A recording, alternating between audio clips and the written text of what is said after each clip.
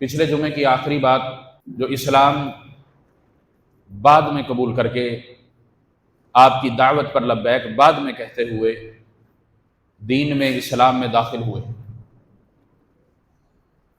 اور اصول یہ بتا دیا تھا کہ جو اسلام میں داخل ہو گیا، اللہ کے رسول صلی اللہ علیہ وسلم کی دعوت پر جس نے لبیک کہہ دیا، اب اس کی سابقہ زندگی جس بھی طرح کی تھی وہ اللہ رب العالمین نے معاف کر دی، یہاں تک کہ رسول اللہ صلی اللہ علیہ وسلم سے کچھ واقعات ملتے ہیں کہ آپ علیہ الصلوۃ والسلام پر فتح مکہ کے موقع پر آپ کے ایک کزن سفیان بن حارث بن عبد المطلب، نبی صلی اللہ علیہ وسلم کے یہ چچا زاد ہیں،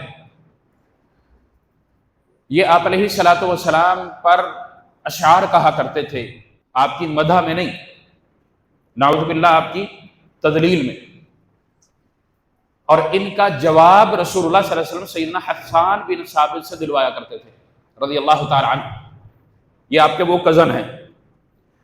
فتح مکہ پر جب اسلام قبول کیا تو رسول اللہ صلی اللہ علیہ وسلم ان کو دیکھتے نہیں تھے، یہ بنو ہاشم میں سے ہیں، آگے بات آئے گی اہل بیت میں سے، اس کو یاد رکھیے گا، بنو ہاشم میں سے ہیں، رسول اللہ صلی اللہ علیہ وسلم کے دادا ان کے دادا ایک ہی، زیادہ فرق نہیں، سکے چچا زاد ہیں، خون کا رشتہ ہے۔ فتح مکہ پر قبول اسلام کرتے ہیں، آپ صلی اللہ علیہ وسلم عار محسوس کرتے ہیں، کیوں؟ وہ اذیت وہ تکلیف جو لکھ دی گئی جملوں میں آ گئی وہ زیادہ ہے اس سے کہ جو میدان جہاد میں تھی، جو میدان مقتل میں تھی، وہ تو زخم لگا مٹ گیا، لیکن یہ وہ چیزیں تھیں جو باقاعدہ لوگوں میں رائج ہو گئی۔ ام سلمہ رضی اللہ تعالی عنہا آپ کے قدم کی سفارش کرتی ہیں، رسول اللہ صلی اللہ علیہ وسلم پھر ان کی طرف دیکھتے ہیں، سیدھے ہوتے ہیں۔ اب یہاں پر یہ بات کرنے کا مقصد یہ نقطہ سمجھانا ہے کہ جہاں اللہ رب العالمین نے سابقہ زندگی کی معافی دے دی اسلام قبول کرنے پر، وہاں رسول اللہ صلی اللہ علیہ وسلم نے بھی دے دی، آپ علیہ الصلوۃ والسلام نے بھی بدلہ نہیں لیا۔ بڑا مشہور واقعہ ہے وحشی کا، نبی صلی اللہ علیہ وسلم کے چچا کو شہید کیا احد میں، اور اس نبی صلی اللہ علیہ وسلم کہ اس چچا کی جو بیوی اسما ہیں ان کا بھی رشتہ میں بتلاؤں گا انشاءاللہ، آپ علیہ الصلوۃ والسلام کے چچا کو شہید کیا وحشی نے۔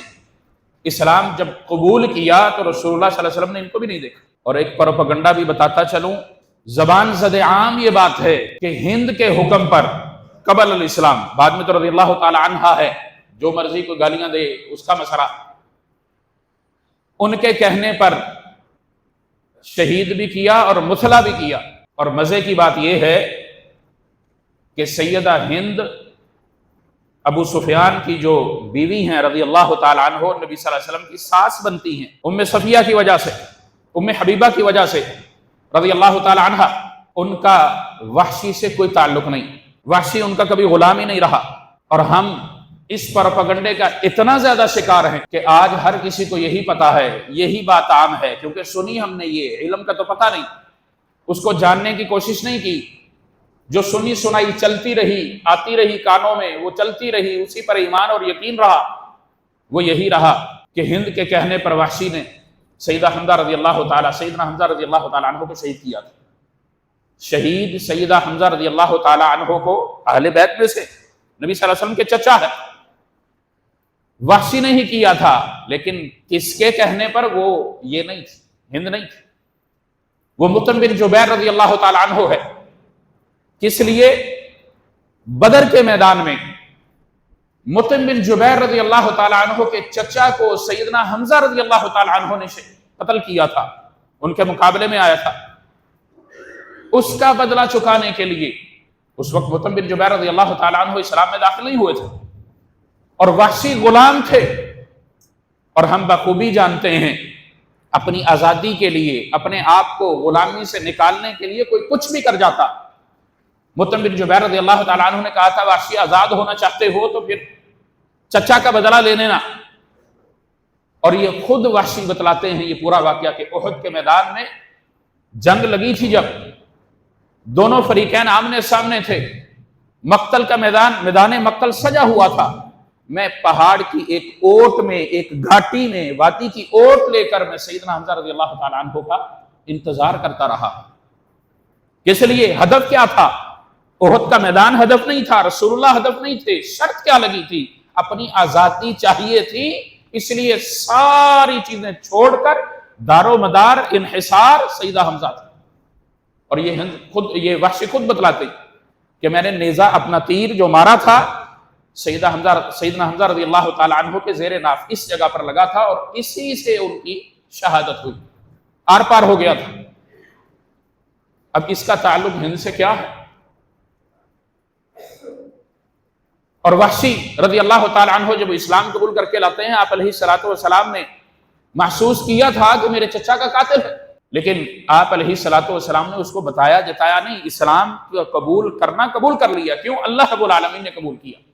جب اللہ رب العالمین نے قبول کیا تو پھر محمد رسول اللہ صلی اللہ علیہ وسلم نے قبول کیا۔ یہ بڑی دو مثالیں آپ کے سامنے میں نے رکھی۔ اور وحشی رضی اللہ تعالی عنہ نے مسیلمہ کذاب کو قتل کر کے کہا تھا کہ یہ سیدنا حمزہ کا میں نے بدلہ لے لیا رضی اللہ تعالی عنہ۔ پھر اسلام قبول کرنے کے بعد کسی جنگ میں پیچھے نہیں رہے، اس لیے کہ جب اسلام کے مد مقابل رہا ہوں تو اس سے ڈبل میں اسلام کی خدمت کر جاؤں۔ یہ جذبہ کیا ہے؟ اور مسیلمہ کذاب ہم سب جانتے ہیں مدعی نبوہ تھا، رسول اللہ صلی اللہ علیہ وسلم کے بعد نبوت کا اعلان کرنے والا، جھوٹا دعویٰ کرنے والا۔ وحشی نے اس کو قتل کیا تھا، چھوٹی بات نہیں۔ الغرض اللہ رب العالمین نے ان تمام کے گناہوں کو معاف کر دیا جو اسلام قبول کرنے کے بعد اسلام میں داخل ہو گئے۔ ان کے مراتب میں نے پچھلے جمعے اور اس سے پچھلے جمعے ذکر کیے تھے، تقریباً 10 ہیں، امید ہے یاد ہوں گے، وہ تمام کے تمام اس میں شامل، اور یہاں تک کہ من بعد الفتح بھی۔ اور دوسرا نقطہ، ایک پہلا یہ کہ اللہ رب العالمین نے معاف کر دیا، اسلام میں داخل ہو گئے تو پھر اللہ رب العالمین کے اعلان کے مطابق کسی کو آج اس بات کی اجازت نہیں ہے کہ وہ کوئی بات کرے اس سے متعلق جو قبل الاسلام ہو۔ چلیں ایک اور بھی مثال دین میں آ گئی، رسول اللہ صلی اللہ علیہ وسلم کے ابو سفیان سے متعلق بات۔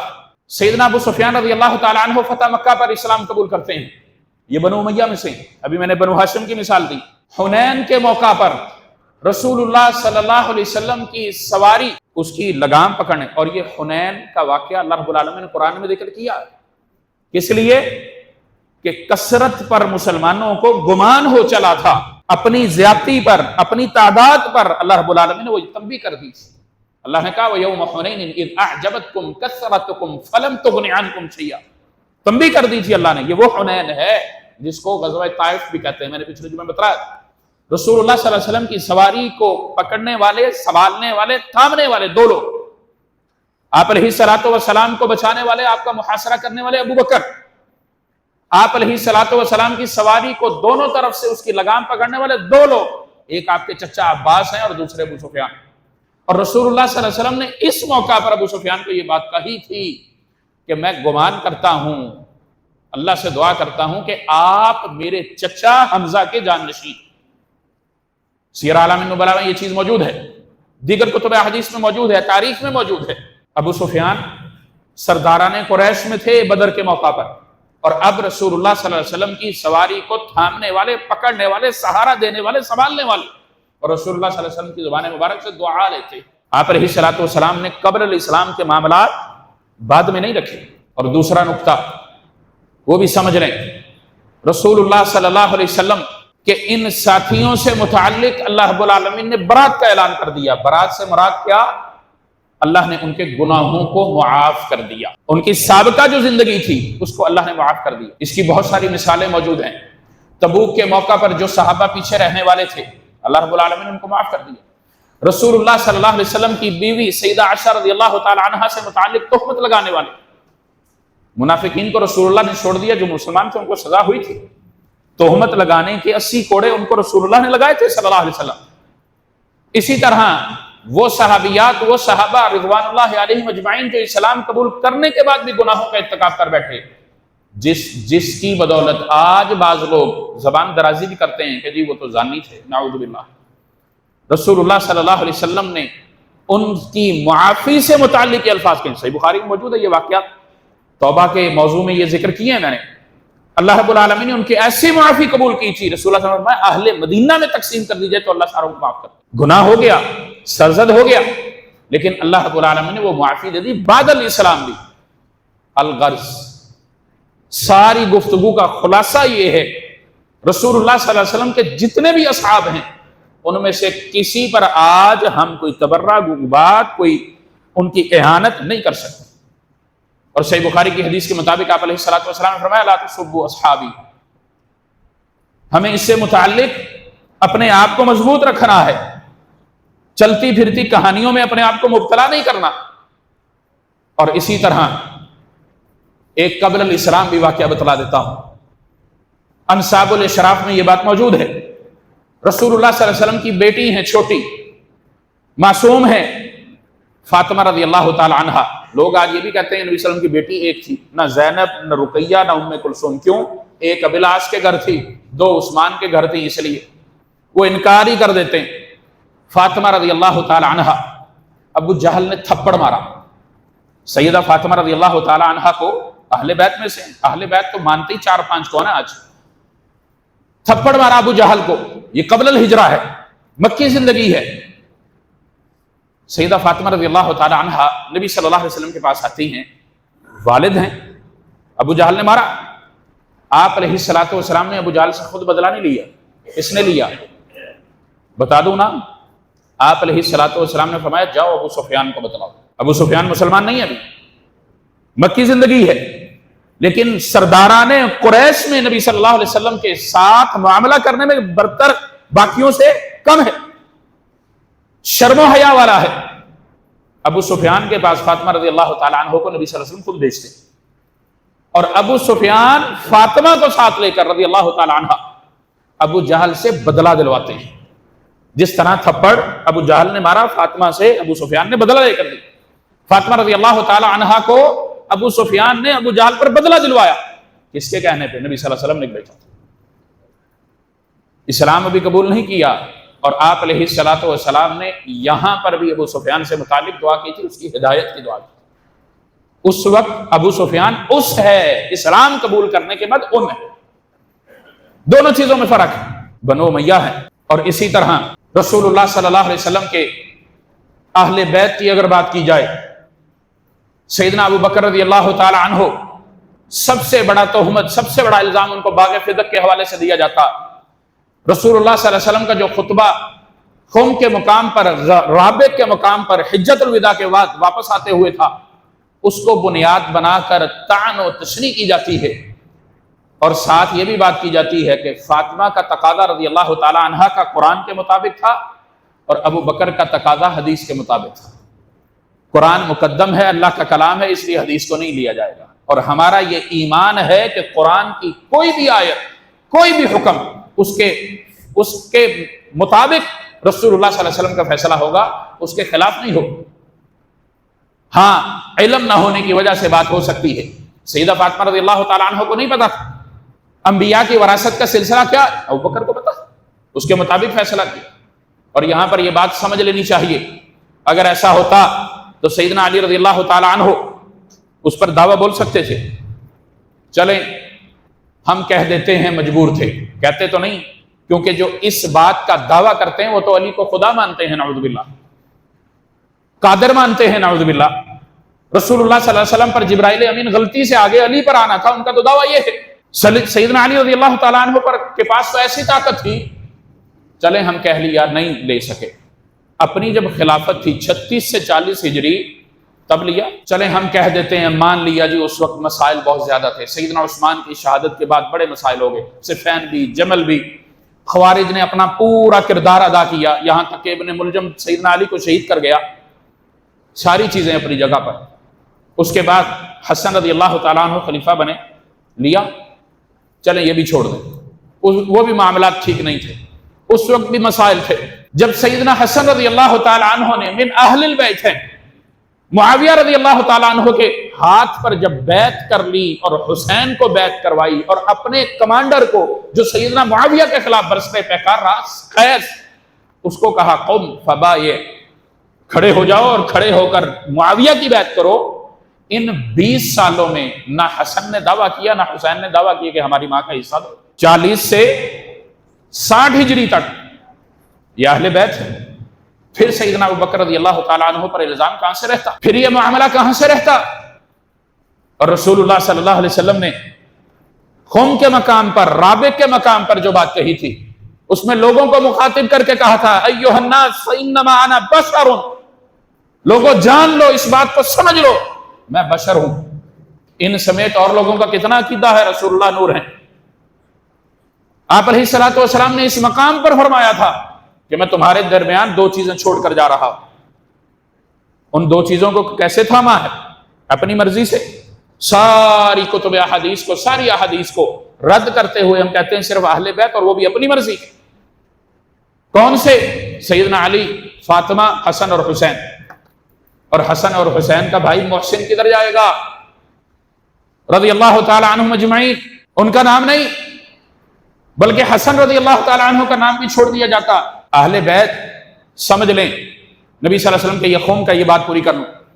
اس میں آپ علیہ الصلوۃ والسلام نے 2 چیزوں کے بارے میں کہا تھا، اور وہ 2 چیزیں کیا ہیں؟ کتاب اللہ و سنتی، جو اس کو تھام کر رکھے گا اس کے لیے ہدایت ہے، اس کے لیے نور، روشنی ہے، اللہ رب العالمین کی مدد اور نصرت اس کے ساتھ ہے۔ رسول اللہ صلی اللہ علیہ وسلم نے یہ پورا پیغام دیا تھا۔ اہل بیت سے متعلق آپ علیہ الصلوۃ والسلام نے یہاں پر تاکید کی تھی۔ سبب اور وجہ کیا تھی اس بات کے کرنے کی؟ آپ علیہ الصلوۃ والسلام نے اس سے پہلے نہیں کہا میں چھوڑ کر جا رہا۔ ان الفاظ پر غور کریں۔ مشکات کے اندر ایک اور حدیث ہے جس میں ترکت فیکم امرین کے الفاظ ہیں، مشہور حدیث۔ اس لیے آپ علیہ الصلوۃ والسلام کو بھی اللہ رب العالمین کی طرف سے یہ ذہن میں ڈال دیا گیا، بلکہ ابو بکر رضی اللہ تعالیٰ عنہ سمجھ گئے تھے۔ خطبہ حجۃ الوداع کے موقع پر جب اللہ رب العالمین نے الیوم اکملت لکم دینکم واتممت علیکم نعمتی ورضیت لکم الاسلام دینا، اس آیت کو نازل کر دیا تھا کہ اب دین مکمل ہو گیا، اللہ کا منتخب کردہ پسندیدہ دین، ان الدین عند اللہ الاسلام، اسلام کو دین اللہ نے اپنے ہاں بنا لیا، یہ اب مکمل ہو گیا۔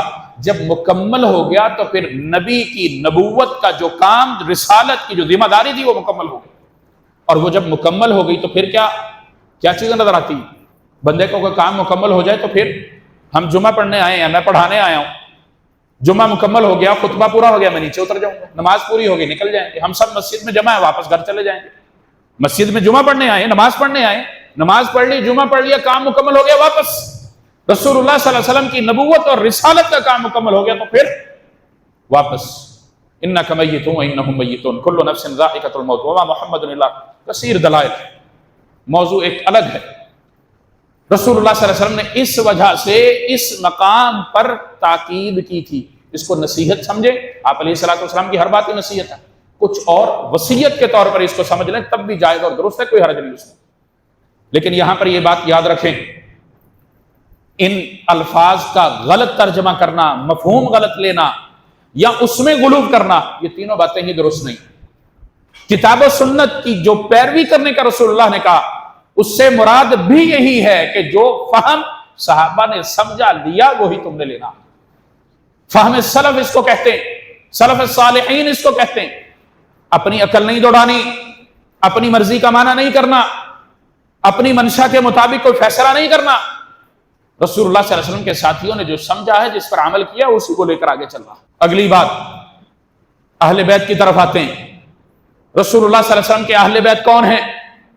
آپ علیہ الصلوۃ والسلام نے چادر لے کر اہل بیت گنوائے تھے، جن میں علی ہیں رضی اللہ تعالی عنہ، اور شادی کے موقع پر آپ علیہ الصلوۃ والسلام نے کہا تھا کہ علی میرا بھائی ہے، حالانکہ داماد ہے، علی بن ابو طالب ہیں، اور محمد بن عبداللہ ہیں، عبداللہ اور ابو طالب بھائی ہیں، آپ علیہ الصلوۃ والسلام کے چچا زاد ہیں۔ اور سیدنا علی رضی اللہ تعالیٰ عنہ کی پرورش رسول اللہ صلی اللہ علیہ وسلم نے کی ہے۔ ابو طالب کے پاس مال نہیں تھا، پیسے نہیں تھے، اولاد زیادہ تھی، دوہرا تھا۔ صحابہ نے پوچھا، اسماء بنت عمیس نے پوچھا تھا، اللہ کے رسول صلی اللہ علیہ وسلم آپ کا بھائی بھی داماد بھی؟ بات نہیں سمجھ میں آئی۔ آپ علیہ الصلوۃ والسلام کے یہ بھائی علی رشتے میں بھائی ہیں، آپ کی پرورش جب آپ نے کی صلی اللہ علیہ وسلم تو پھر اولاد کا مقام بھی مل گیا۔ پھر رسول اللہ صلی اللہ علیہ وسلم جب ہجرت کر کے تشریف لائے تھے ابو بکر کے ساتھ مدینہ میں، تو اخوت اور میثاق کا جو رشتہ قائم ہوا تھا آپ کے حصے میں علی بھائی بن کر آئے تھے. بیٹی رشتے میں دے دی، داماد بن گئے، داماد بیٹا ہی ہوتا.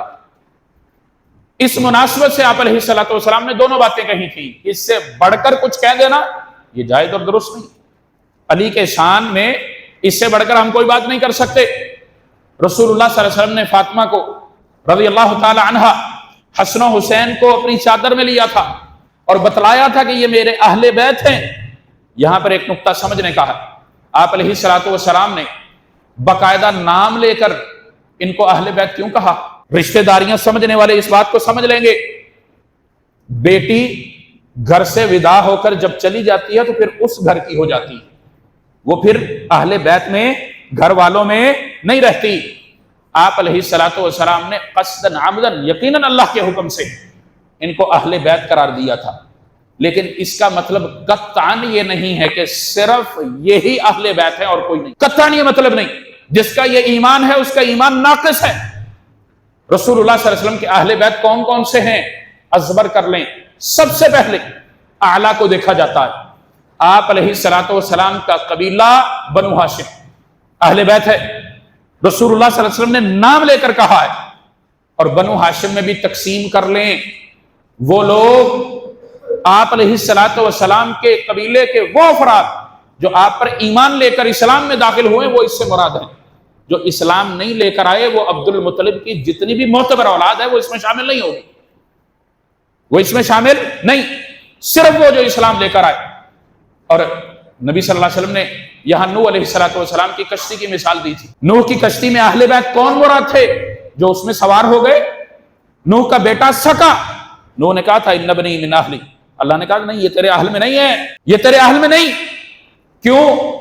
اسلام میں داخل نہیں ہوا، نوح کی دعوت پر لبیک نہیں کہا تھا، اس لیے وہ اہل میں سے نہیں.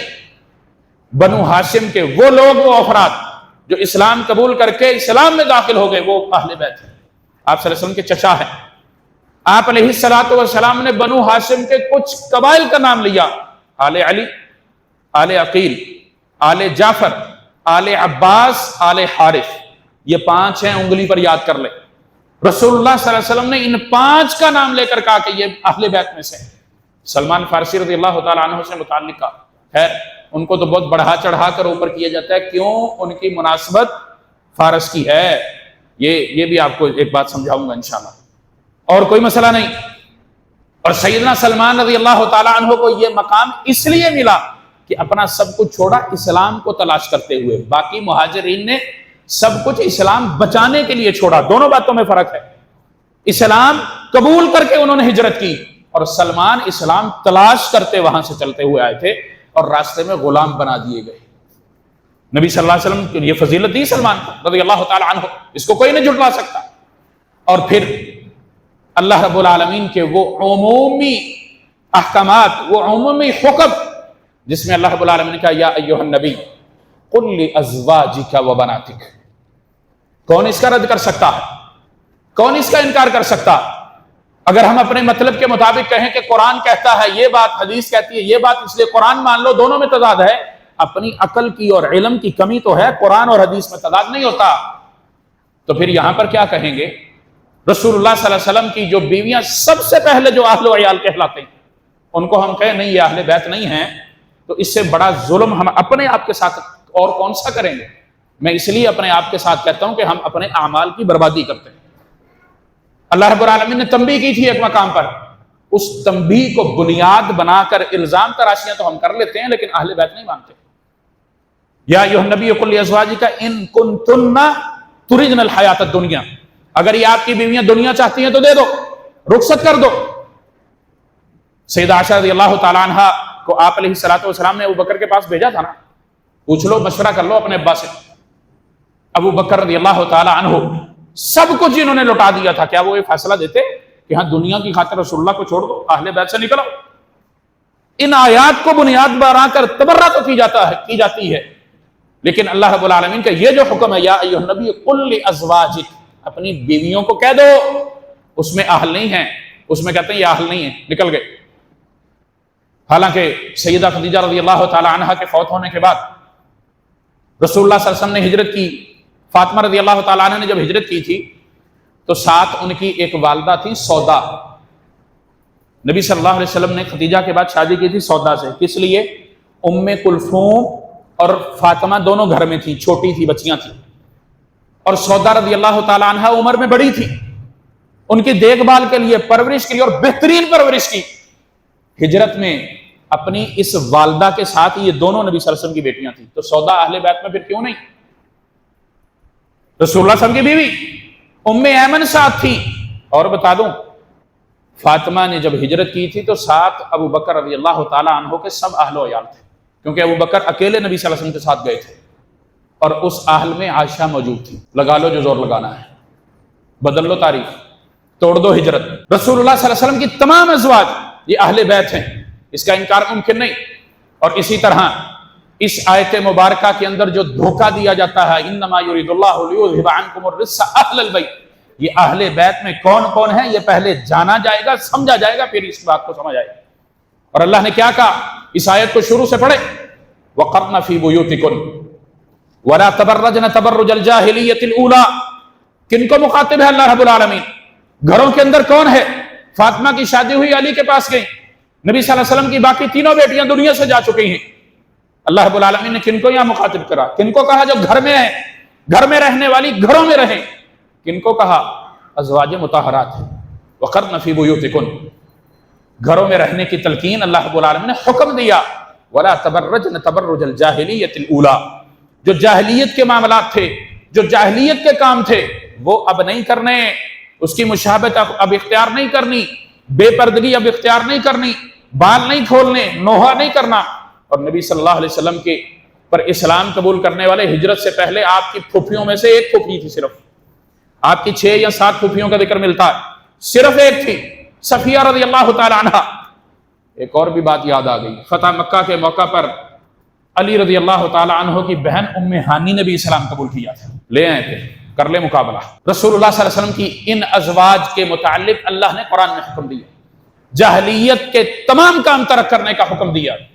اور پھر کیا کہا؟ وَأَقِمْنَ الصَّلَاةَ وَآتِنَ الزَّكَاةَ وَأَطِعْنَ اللَّهَ وَرَسُولَهُ. اللہ اور اس کے رسول کی اطاعت کرنی ہے، نماز قائم کرنی، زکوٰۃ دینی. اب ان فیصلوں کو کوئی بدل نہیں سکتا. پھر اللہ رب العالمین کا انما یرید اللہ علیکم الرجس، اللہ رب العالمین یہ جو احکامات تمہیں دے رہا ہے، یہ پابندیاں جو تم پر لگا رہا ہے، اس سے مراد کیا ہے؟ اللہ یہ چاہتا ہے کہ برائی تم سے دور کر دی جائے، نیکی تمہیں دے دی جائے، رجس غیر طاہر چیز، نجاست دور کر دی جائے. اور اہل بیت کو اللہ رب العالمین تطہیرا، پاک اور صاف کر دے. اب یہ پوری آیت کا یہ معنی اور مفہوم ہے، آخری حصہ لے کر پروپیگنڈا کر دیا جاتا ہے. یاد رکھ لیں، جن کو اہل بیت اللہ نے قرار دیا، جن کو اہل بیت رسول اللہ نے قرار دیا صلی اللہ علیہ وسلم، اس کو کوئی جھٹلا نہیں سکتا. اہل بیت سے متعلق سیدنا علی رضی اللہ تعالی عنہ خلیفہ چہاروں، تمام فضیلتیں ہیں. مولا کا بھی ایک ترجمہ غلط کیا جاتا ہے، بعد میں آتا ہوں ادھر. نبی صلی اللہ علیہ وسلم کے پاس فاطمہ کا رشتہ لے کر آنے والے کون تھے؟ آپ نے مطالعہ یقیناً کیا ہوگا، اتنا تو عام سیرت کی کتابوں میں یہ بات موجود ہے. ابو بکر اور عمر رضی اللہ تعالی عنہما. اور ایک روایت کے مطابق بعد انصاریوں نے سیدنا علی کو کہا تھا کہ آپ نبی صلی اللہ علیہ وسلم کو پیغام دیں فاطمہ کے نکاح کے لیے. اور اس سے قبل نبی صلی اللہ علیہ وسلم کے یہ دونوں ساتھی ابو بکر اور عمر.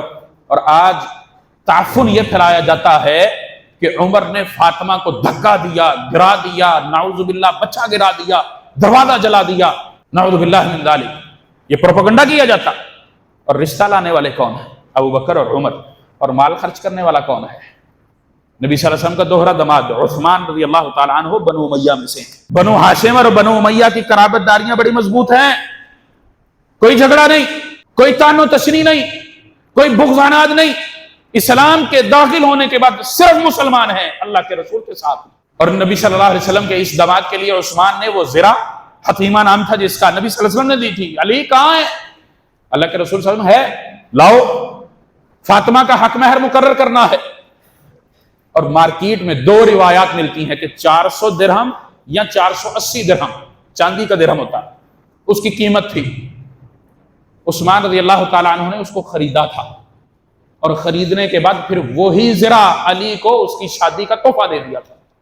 یہ عثمان ہے رضی اللہ تعالیٰ عنہ. بنو ہاشم اور بنو امیہ کا یہ رشتہ ہے. خلیفہ سوم اور خلیفہ چہارم ہے. اور میں نے ذکر کیا تھا اسماء نام ذہن میں رکھیے گا. نبی صلی اللہ علیہ وسلم کی اس صاحبزادی کے ساتھ حمزہ شہید ہو چکے ہیں. احد کے اندر نبی صلی اللہ علیہ وسلم کی اس صحابیہ اسماء بنت عمیس سے نکاح کرنے والے ابو بکر ہیں. حمزہ رضی اللہ تعالیٰ عنہ نبی صلی اللہ علیہ وسلم کے چچا ہونے کی وجہ سے اہل بیت ہیں. احد میں شہید ہو رہے ہیں. ان کی بیوہ کو سنبھالنے والے ابو بکر ہیں رضی اللہ تعالیٰ عنہ. اگلی بات بھی بتا دوں, یہی اسماء ہیں جن کے شوہر ابو بکر جب فوت ہوتے ہیں تو پھر ان سے نکاح علی رضی اللہ تعالیٰ عنہ کرتے ہیں. کون سی دشمنی, کون سے فدق کا مسئلہ. سیدنا علی رضی اللہ تعالیٰ عنہ کی یہ بیوی بنتی ہیں. یہی اسماء اور یہی وہ اسماء ہیں جو فاطمہ کی رخصتی میں ان کے ساتھ جاتی ہیں. نبی علیہ الصلوۃ والسلام جو فاطمہ کے گھر آئے تھے, آپ علیہ الصلوۃ والسلام کو ایک شبی نظر آئی چلتے پھرتے. آپ نے کہا کون ہے؟ رسول اللہ صلی اللہ علیہ وسلم اسماء بنت عمیس میں ہوں. خیریت؟ اللہ کے نبی صلی اللہ علیہ وسلم جب کوئی بچی دوسرے گھر میں جاتی ہے تو اس کے ساتھ ایک خاتون جاتی ہے اس کی تسلی کے لیے, اس کی دل جوئی کے لیے. آپ علیہ الصلوۃ والسلام نے اس بات کو پسند کیا. بیٹی تھی فاطمہ رضی اللہ تعالیٰ عنہ, ساتھ اسماء آئی تھی, آپ نے پسند کیا. اور اسماء رضی اللہ تعالیٰ عنہ کہتی ہیں مجھے لگا کہ میرا یہ کام دنیا و ما فیہا میں سب سے بڑا یہ. کیوں؟ میرے اس عمل پر رسول اللہ صلی اللہ علیہ وسلم خوش ہوئے. یہ ہے وَأَقِمْنَا الصَّلَاةَ وَآتِينَا الزَّكَاةَ وَأَطِعْنَا اللَّهَ وَرَسُولَهُ. اللہ اور اس کے رسول کی اطاعت. یہ ہے اہل بیت رسول اللہ صلی اللہ علیہ وسلم کے تمام یہ قبائل, یہ جن کو آپ علیہ الصلوۃ والسلام نے اہل بیت میں شامل کیا ہے, یہ سب کے سب ان کا ادب اور احترام بنو امیہ نے بھی کیا, ابو بکر عمر اور عثمان نے بھی کیا رضی اللہ تعالیٰ عنہ. چلیں ابو بکر عمر عثمان خلفاء ہیں, اولین ہیں. معاویہ رضی اللہ تعالیٰ عنہ کی تھوڑی سی بات کر کے بات ختم کرتے ہیں, ٹائم ختم ہو گیا. سیدنا معاویہ رضی اللہ تعالیٰ عنہ سیدنا حسن اور حسین رضی اللہ تعالیٰ عنہما کا وظیفہ مقرر کرتے بھاری مقدار میں, اور حسن و حسین قبول کرتے ہیں. اگر لڑائی اور جھگڑا ہوتا تو کیوں قبول کرتے ہیں؟ نعوذ باللہ ثم نعوذ باللہ. سیدنا حسن کے بارے میں کہتے ہیں یہ رذیل المومنین ہے, صلح کر کے اس نے مومنوں کو ذلیل کر دیا, نعوذ باللہ, اس لیے نام نہیں لیتے. لیکن پھر حسن رضی اللہ تعالیٰ عنہ نے یہ قبول کیوں کیا؟ چلیں حسن سے متعلق یہ کہا جاتا ہے, ہمارا تو یہ نہ عقیدہ ہے نہ ایمان ہے نہ یہ بات کرتے.